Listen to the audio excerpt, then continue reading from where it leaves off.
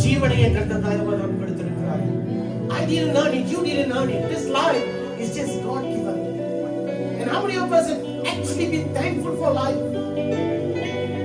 Every moment we look at the world, someone is dying. Someone who wanted to come back home did not come back home. ஒரு மனைவி கணவனுக்காக காத்திருக்கிறாள், திரும்ப வரவில்லை. ஒரு கணவன் மனைவிக்காக காத்திருக்கிறாள், திரும்ப வரவில்லை. அப்ப வாழ்க்கை எதுவுமே நிச்சயம் இல்லை, அப்படிதானே? அப்ப இன்றைக்கு தேவனை சார்ந்திருப்போம் என்று சொன்னால் நமக்கு ஒரு நம்பிக்கை உண்டு. என்ன தெரியுமா? எந்த நேரத்தில் மரணம் என்னை சந்திக்குமோ அடுத்த நிமிஷம் நான் தேவனோடு இருப்பேன். ஆமென். அது நமக்கு அந்த நிச்சயம் நமக்கு இருக்கணும். பெரியவானவர்களே, நீ சின்ன பிள்ளையா இருக்கலாம், நீ வாலிப மகனா இருக்கலாம், நீ வயோதிகனா இருக்கலாம், நீ தேவனை அறிந்தவனா இருக்கலாம், ஊழியம் செய்கிறவனாய் கூட இருக்கலாம். தேவன் இன்றைக்கு உன்னிடத்தில் பேசிக் கொண்டு இருக்கிறார் அல்லவா? Maybe you are just void within you. ஆனால் உனக்குள்ளே நீ நான் தேவனுக்குள்ளே இருக்கிறேன் என்று நினைத்துக் கொண்டு இருக்கலாம். But I just want to say, be reconciled with God. ஆகை தீர்க்கதரிசிக்கு தேவன் சொன்னேன், ஜனங்கள்ட்ட சொன்னேன் என்று சொல்லும்போது ஒரு காரியத்தை, உன் வாழ்க்கையை உன் வழிகளை சிந்தித்து பாருங்கள் என்று சொன்னார்.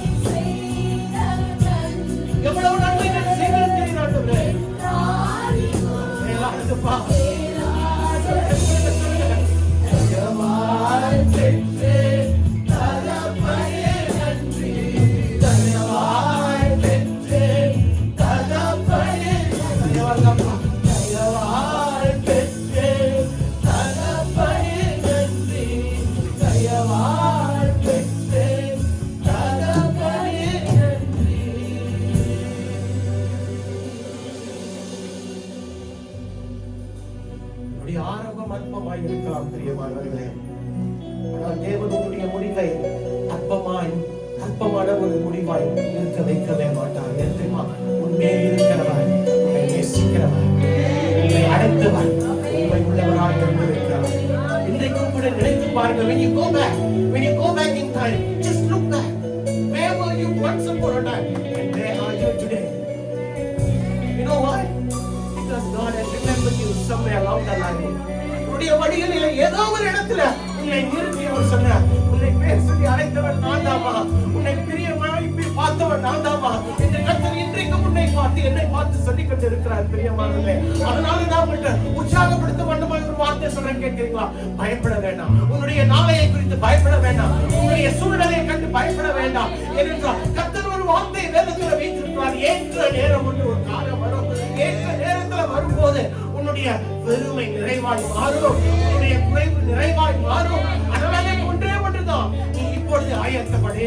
நாளைக்கு கர்த்தர் உனக்கு பெரிய காரியங்களை செய்வார். அல்லேலூயா, அல்லேலூயா, அல்லேலூயா, அல்லேலூயா, அல்லேலூயா. நன்றி ஆண்டவரே, நீ நீதி உள்ளவர் ஆண்டவரே. அநீதி செய்த எங்களுக்கு நீதி செய்ய வந்தீரே ஆண்டவரே. அதனால இன்றைக்கு நாங்கள் உம்மை பார்த்து சொல்லுகிறோம் தகப்பனே, நீதியும் நியாயமும் ஆண்டவரே. இயேசுவே நீரே ஆதரவே, நீதியும் ஞானமும் ஆண்டவரே. இயேசுவே நீரே ஆதரவே. சொல்லுங்களேன். அற்பமான என் ஆரம்பத்தை, அற்பமான என் ஆரம்பத்தை அசட்டை பண்ணாதவரே. அன்பாயெல்லாம் தந்தீரே, தயவாய் பெற்றேன் தகப்பனே நன்றி, தயவாய் பெற்றேன் தகப்பனே நன்றி.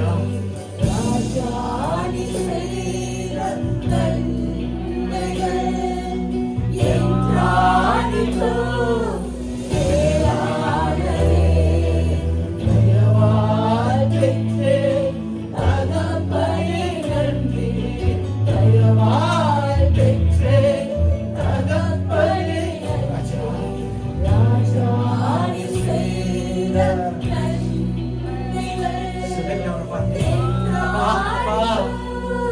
மேலானதே.